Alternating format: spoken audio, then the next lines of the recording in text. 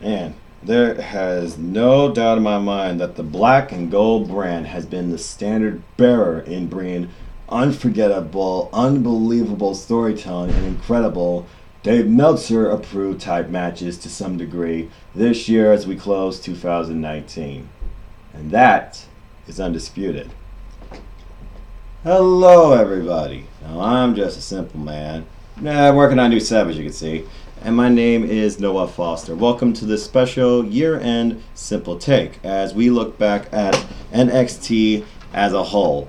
But basically, in this video, I'm just going to discuss my brief thoughts. I'm at an angle, sorry. I'm going to discuss my brief thoughts on the NXT UK brands, as well as my top 10 matches overall from the takeovers as a whole.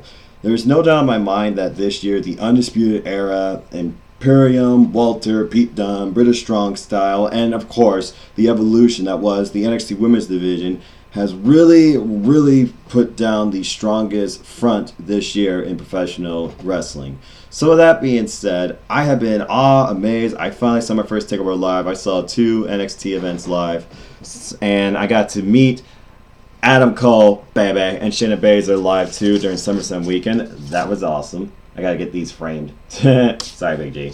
And basically what I'm going to do here is I'm just going to give you my brief, simple thoughts on my top 10 takeover matches of the year. With that, let's get right into it. I have looked at all the takeovers from this year, including NXT UK, and I try to remain as impartial as possible and try to really figure out each takeover, giving you like that one match you should remember. And personally, I picked a different match from each takeover this year, I think. So with that, here's my top 10 NXT Takeover Matches of 2019, in my opinion. Whether you agree or disagree.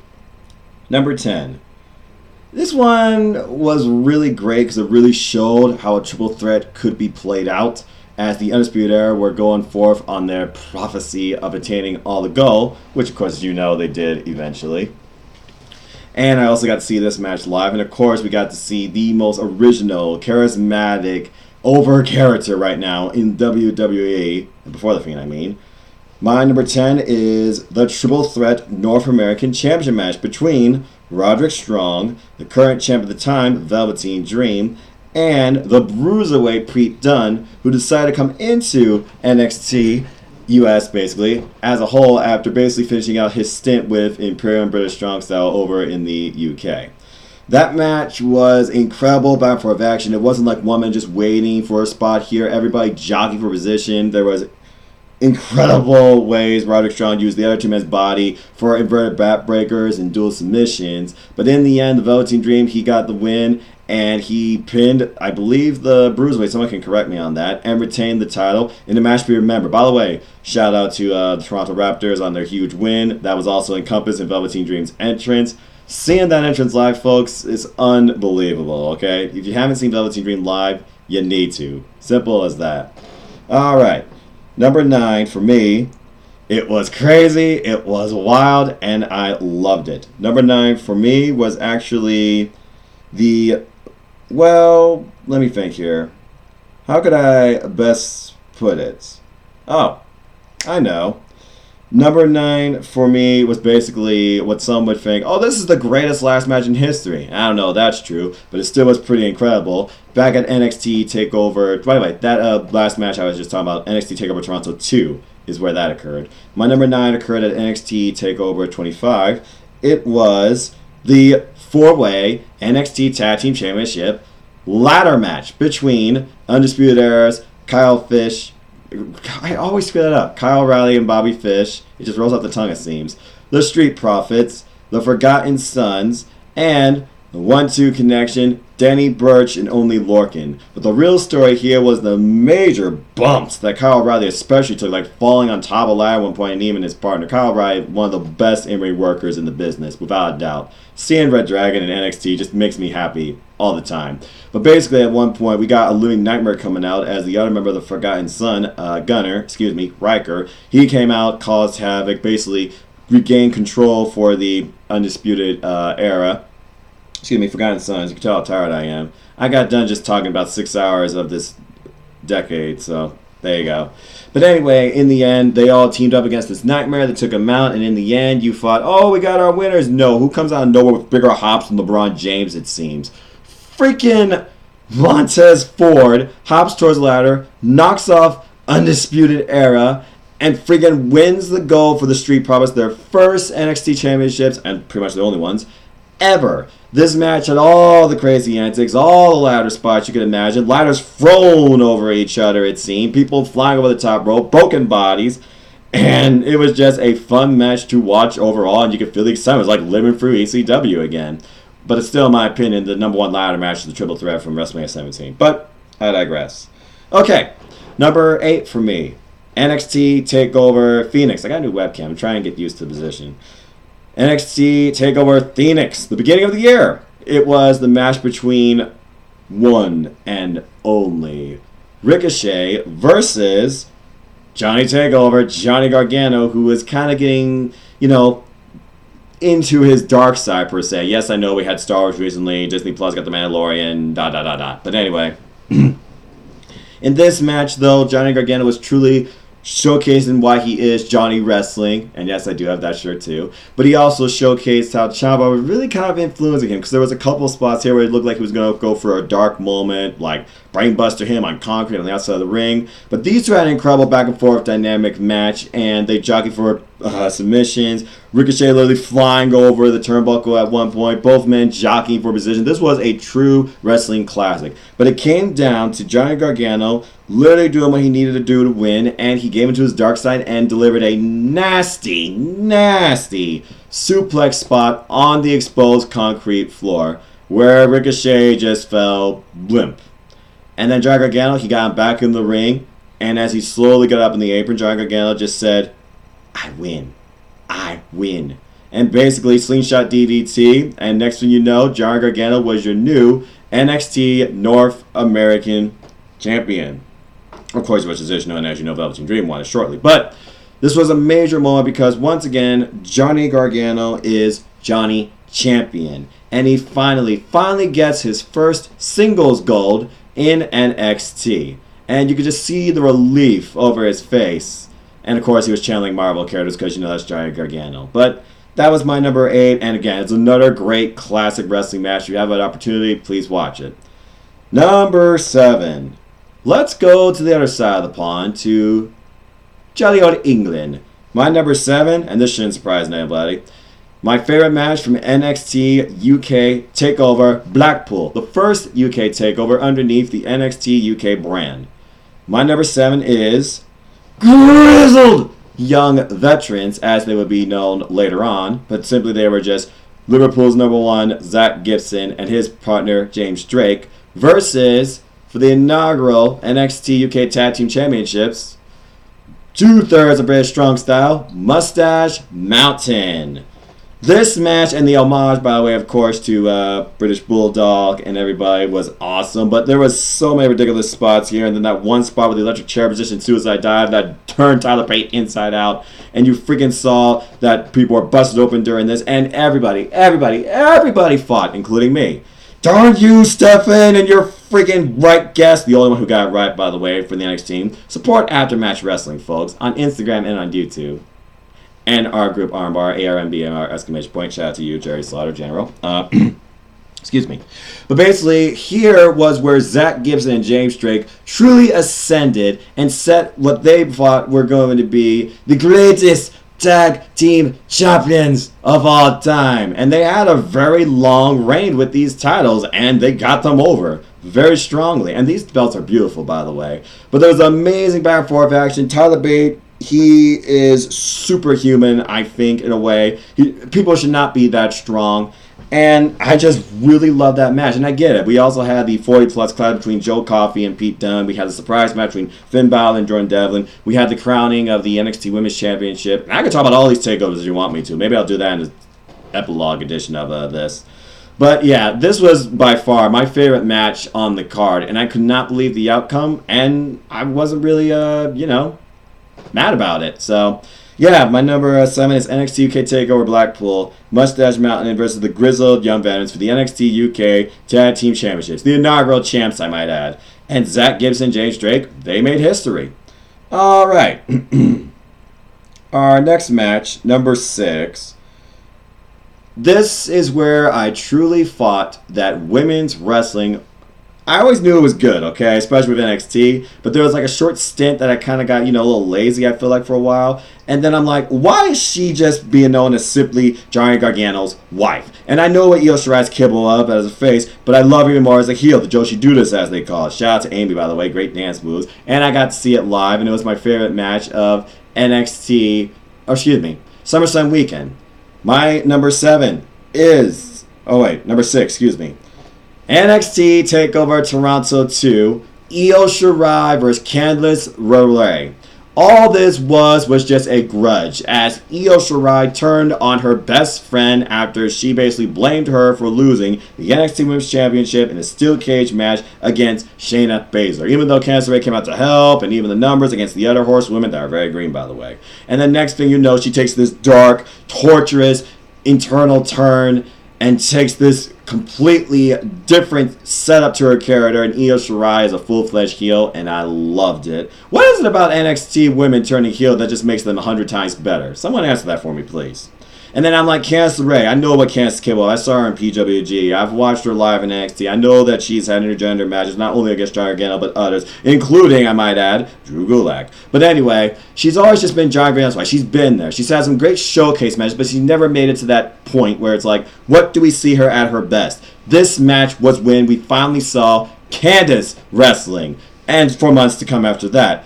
And basically, this built a great feud, an incredible match. Io Shirai comes out, Candice LeRae attacks her right before the bell. We get a ridiculous table spot where Io Shirai just drops her on the table. But the real story here is Candice LeRae pushed Io Shirai so hard, she could not beat Candice with her Asai moonsault. And this caused Io Shirai to, snap per se. And we truly saw the dark psychological internals of Io Shirai. By the way, shout out to Jessica Carr was the ref in this match. Great referee. But basically, she pulled out this very unique submission using Candice LeRae's own limbs to incapacitate her, and Io Shirai got the win. This match set up so much for both these women and the NXT Women's Division as a whole. This was the first real stepping stone for them, in my opinion, during this year, 2019. So yeah, that match, my favorite match of SummerSlam weekend, I recommend y'all watch it. My number 6 is NXT TakeOver Toronto 2, Io Shirai vs. Candice LeRae. And, Koji Clutch, by the way, is what that submission was called, as Marinello put it. Marinello, best commentator of the modern generation. Just saying. But that's my number 6. And I recommend you all, of course, if you want to see women's pro wrestling done right and a grudge match giving you more to it than just, who's the better person here? Is this really venom, hatred, anger, vengeance trying to come out here? This match was living proof. Alright, now we get into my top 5. And ironically, my number 5 is another women's match. But it was a women's match that made history. My number 5 is the Women's War Games match from NXT TakeOver War Games. Number 3. It was the opener of the card, and there was so much going on in this match. And at one point, I'm like, I can't believe this happened. And I felt kind of really uncomfortable watching this assault. It was Team Baszler versus Team Ripley, who has had just a rocket strapped to her in the later half of 2019, coming over from NXT UK to NXT. And she led her team of Mia Yim, Candice LeRae, and I gotta get the name right here, Tegan Nox. However, Mia Yim gets taken out by we don't know who before the show starts, and all of a sudden Dakota Kai, who originally was not able to make it to the team, she is added to the team, and they're facing Team Baszler of Shayna Baszler, Bianca Belair, Io Shirai, and the NXT UK Women's Champion at the time, Kaylee Ray. All 8 of these women showcased what they were capable of and left it all out there in those 2 rings inside that cell. Bianca Belair showing incredible strength, as you saw on WPC channel. You saw Montez Ford and that ridiculous face he gave when she went for that crazy 360 splash, and I think she went face first to a chair. But the beauty of how this match started with Io Shirai, Candice LeRae continuing that feud, because clearly the 2 weren't done with each other. But then you go further into the match, and of course, Shayna Baszler, they had the advantage thanks to Kaylee Ray. Kaylee Ray, she comes into play, and it's like 3-on-2, and we're like, okay, what's going to happen here? And Rhea Ripley, she comes into play. I like how they were constantly tossing the crowd, like, oh, you want tables? Nah, I'm not going to give you tables, all right? But, of course, chairs did come into play here. Weapons did come into play. But the real moment that really was a turning point for this match was when Dakota Kai, again, what is it about NXT women going heel that makes them 100 times better? Dakota Kai, she's coming out, and she assaults Tegan Nox and destroys her. You hear Tegan Nox screaming in agony, crying as Dakota Kai tries to destroy her recently repaired, surgically repaired knee. And then you see Rhea Ripley looking on from the cage, War Games cage, I might add. Shayna Baszler looking on from her cage, still like in her cage, just laughing. And this brought out so much anger and vengeance in the crowd, so much shock and surprise outside Marinelle, who brings you into the match, that even Roderick came out like, what the bloody hell are you doing? And she even basically shoves Roderick and then walks away with that brace from Tegan Nox, and Tegan Nox is unable to get in the match. It is a 2-on-4. As we now get into War Games, and Rhea Ripley is ripping her head out. She can't believe it. It's literally Rhea Ripley and Candice LeRae versus all of Team Baszler. And this is where it really got uncomfortable at some points, because really Team Baszler, they took control here and beat the living daylights out of Candice LeRae and, Rhea Ripley. But it was not enough, so we found out. And they put out everything. First off, Io Shirai, I knew it. I just knew she was going to do it. And then we got our Mama effing Mia moment of the night when Io Shirai pulled off a moonsault and took out Candice LeRae and Bianca Belair, who also had her beret, by the way. All three of those women were done. They were done. Kaylee Ray, she eats a ridiculous avalanche poison Rana, and she's taken out of the picture. And then we're just down to two women, the captains themselves, Shayna Baszler and Rhea Ripley. And at one point, Shayna Baszler, she's just done. She's ready to finish this. She pulls out handcuffs trying to restrain Rhea Ripley. But Rhea keeps fighting and fighting. And eventually, Rhea Ripley, she handcuffs Shayna Baszler to her. So now we got shades of like breaking point almost. You remember that from Randy Orton and John Cena when the two were handcuffed. Shayna Baszler couldn't believe it. And they both were fighting and fighting and fighting. But in the end, somehow, some way, through disturbing circumstances during some point in this match, Rhea Ripley, Team Ripley came out with the win when Rhea Ripley performed a riptide on Shayna Baszler and friggin' dropped her through a steel chair, breaking the handcuff in the process, I might add, and pinning her 1, 2, 3. Candice LeRae and Rhea Ripley were made that day, winning the first ever NXT Women's War Games match. And it was the start of so many more things to come for both those women. But if you want to see true action, a point of storytelling where you will feel personally like, okay, I don't know if I can watch this. This is getting really hard to watch. Go watch that match. For all the slack people give Shayna Baszler, I respect the Queen of Spades, all right? And it was an honor to meet her during SummerSlam weekend meet and greets. Anyway, that is my number 5, that Women's War Games match. Simple as that. All right. Number 4, I don't think anyone to be surprised. In my opinion this year, my best takeover as a whole, top to bottom in its whole card, it was NXT TakeOver New York. So obviously I had to pick a match from this show. Which one do you think I picked? Do you not see what title and what shirts I have hanging up? Yep. My number 4 is from NXT TakeOver New York, and it is the Bruiserweight, the longest reigning champion of the modern era, 685 days with the NXT UK Championship. I refuse to call it WWE UK. That's stupid. It's NXT. They're all NXT. We are NXT. Simple as that. And they're the main roster. But anyway, I'm rambling on too much. I'm sorry. It is, of course, Walter versus Pete Dunne. My God, what an amazing match. First off, Walter, I loved his entrance. I love his old school feel. I love that music. And basically, Pete Dunne, it was like he wanted Walter, okay? We obviously knew this had to be the sub after Walter coming out after Joe Coffey versus Pete Dunne from NXT UK TakeOver Blackpool. And I was like, yes, set up the match. And I obviously knew that these two had great chemistry because I saw their match in WXW Shotgun. Shout out to my friend Jen. She's a huge fan of that promotion. And basically, these two, they killed each other. And Walter basically getting the first real shot in with the chopper around the world that dropped Dunne. And he couldn't believe that power. And we also had Vic Joseph, Marinelle, and Nigel McGuinness as a commentary. Perfect threesome, in my opinion. And basically, Walter, he maintained control of most of this match through chops and stomps, lethal big boots and kicks, pulls off some powerbomb moves, but Pete Dunne, he keeps fighting. Walter's like, come on, come on! And Pete Dunne eventually, he breaks the fingers. He pulls off a bitter end on this dude. You think that's it? No, it's not. Walter kicks out. And then at one point, he literally wishbones his fingers. They're up on the turnbuckle, and literally Walter, he power bombs Pete Dunn into oblivion, and basically Nigel's like, that's it, that is it, cover him, what are you doing? Cover him! But that would not be enough for Walter to win. He wanted to make sure he got the win. So what does this giant athlete do? He freaking jumps off the top rope and splashes Pete Dunne. 1, 2, 3. Ladies and gentlemen, the Bruiserweight has finally been dethroned. We have a new NXT UK champion in Walter, which would lead to the formation of one of my favorite groups, Imperium. And my gosh, that match was a standard bearer of, once again, remind you how NXT UK can bring you in to professional wrestling. Thank God for Triple H and Shawn Michaels and William Regal, I tell you. But yeah, my number 4, it is Walter vs. Pete Dunne, NXT UK Championship. And it was a match to remember, and personally, I know what else happened that night, but that was my favorite match of the night. Which now, ironically, leads me into my number 3. So we all know what happened later on during NXT Takeover New York, right?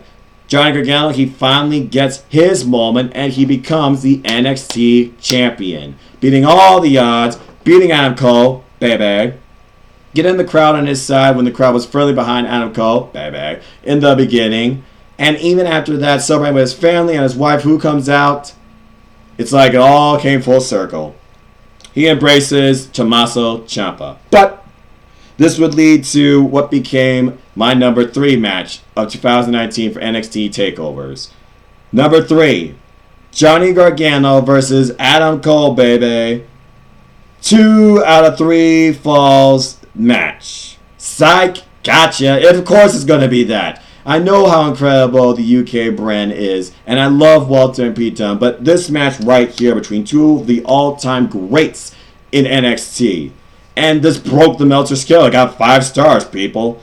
Freaking Adam Cole saying, you fail. All you ever do is fail. You cannot do it. You cannot win the big one. You always fail.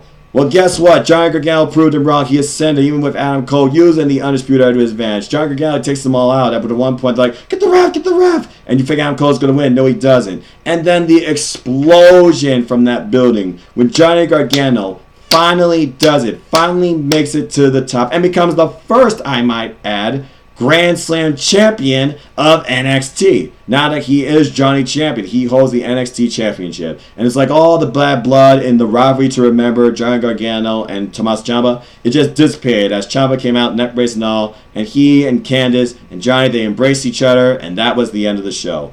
Everything about that match would set up what became an undisputed era in NXT the rest of the year. But what a starting moment.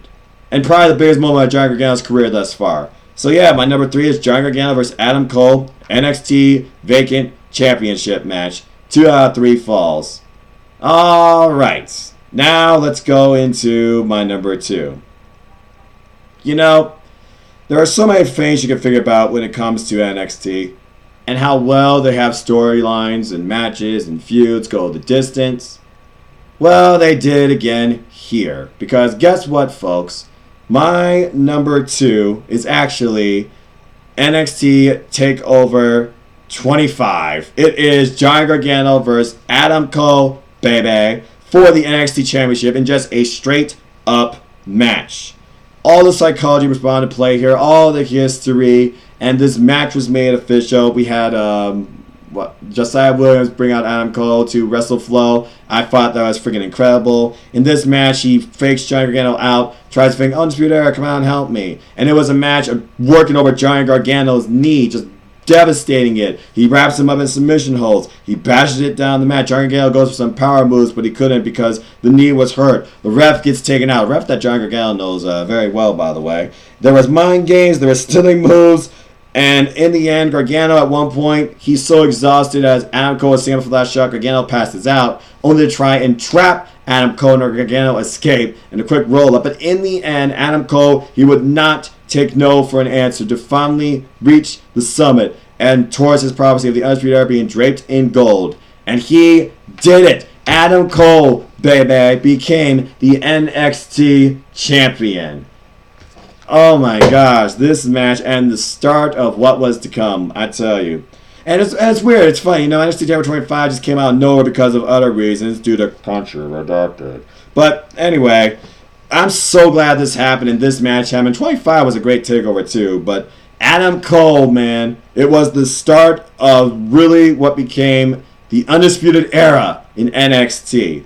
So yes, my number 2 is Johnny Gargano vs. Adam Cole NXT Championship Match 2 in their 3-way. Which yes, I did see the finale live. That cage thing was ridiculous. Did not expect that coming with the cage and stuff like that. But I pretty much knew that there was no way Adam Cole was going to lose the title since that point. Adam Gold, baby. Alright. So I talked to you a lot about takeover matches. I talked to you about some brief thoughts of what I think about the black and gold brand. Both of them as a whole. I talked to you about what excites me. I talked to you about what I love about NXT. Because I am just a simple man and a lifelong fan of wrestling. But now we come to number 1. If you don't think that this is one of the top tier, and by the way, Shawn Michaels now leads this brand, NXT matches of the year, you're crazy. My number 1, you can't beat it. I was so damn happy the way it came out and they recreated Hello Wembley and took it to 11. My number 1 is, of course, NXT UK Takeover Cardiff, Walter versus Tyler Bates. A true battle of David versus Goliath. You keep counting out Tyler Bates, but you don't want to. You want to get behind him. Vic Joseph, Nigel McGuinness. Nigel McGuinness losing his damn mind during some points of this match, by the way, I might add.